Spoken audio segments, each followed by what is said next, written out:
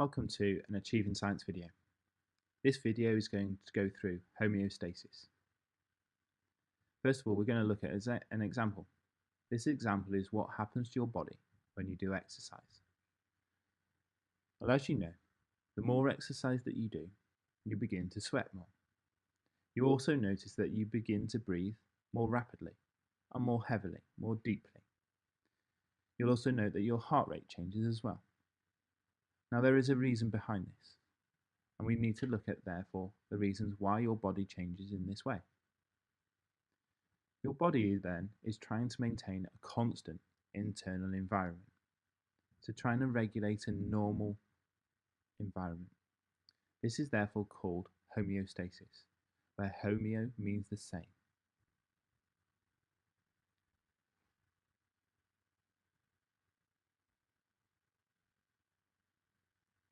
If we now look at one of the key living processes, which is respiration. Now please remember that this is not breathing. This instead is a living process and can be represented via a word equation. The equation for this is glucose plus oxygen produces carbon dioxide and water.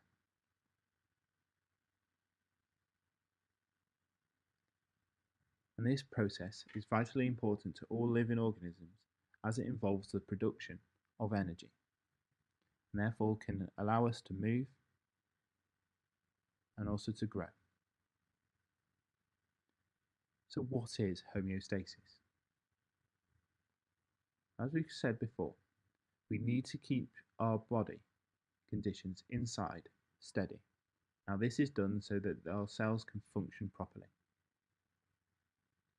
Now the scientific definition for this is homeostasis is the regulation of the internal conditions of a cell or organism to maintain optimum conditions for function in response to the internal and external changes. Now we can simplify this by looking at some examples. Let's begin with example number 1. Let's look at the level of carbon dioxide within our body. From the equation of respiration, we can see that respiration in cells produces carbon dioxide. This carbon dioxide needs to be removed via our body. This is done using our lungs, because at the same time carbon dioxide needs to be removed, we also need to supply our cells with oxygen. So oxygen enters, and the oxygen is used to replace that being used up in the process of respiration. Now in terms of homeostasis then, what your body will do is it will try and maintain the same levels of carbon dioxide and oxygen within your body. And this can be done by adjusting your breathing rate. So you know that as you do more exercise, you breathe more heavily because your cells will be respiring more and therefore producing more carbon dioxide which needs to be removed, but at the same time requiring more oxygen for respiration. The second example is therefore the levels of water. We don't want to get our bodies to become dehydrated. So first, let's begin with looking at how water is gained by the body and how the body loses it. Well, the easiest way to gain water is of course by drinking it. The second gain is via eating our food. And the third gain is a byproduct of respiration.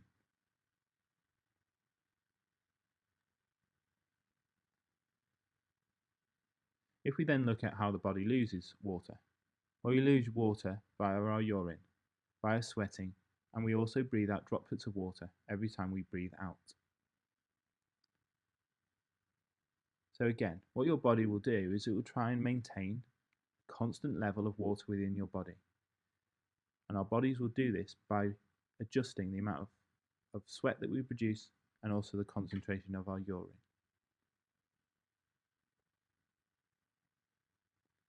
The third example is therefore body temperature.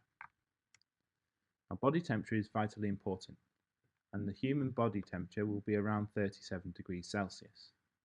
So if we're exposed to a cold environment, what we'll try and do is retain heat.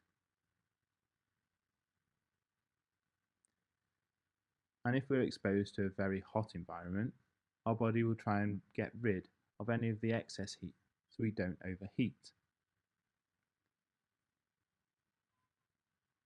So again, in terms of homeostasis, our body is trying to maintain a constant internal body temperature. Now let's go into a bit more detail with body temperature and look at how this happens. This happens via a process called negative feedback.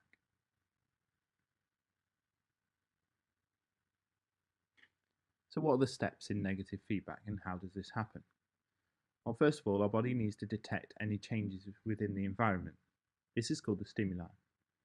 Now these changes will be detected by receptors in our skin. We'll also be monitoring the temperature of our blood. The coordination centre, which includes our brain, spinal cord and pancreas, will receive and process this information that it receives from our receptors.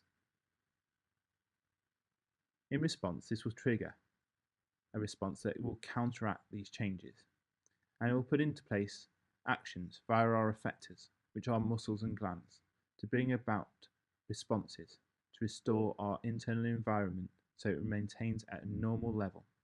Therefore, our cells can function properly.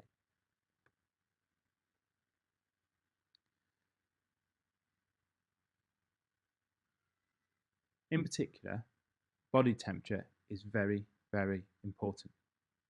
But why is this so important? Well, body temperature is usually at 37 degrees Celsius. This is the optimum temperature at which enzymes work best. If the body temperature rises above this temperature, then enzymes can become denatured, which means their active site changes in shape, and they no longer match that of the substrate, and therefore will no longer work.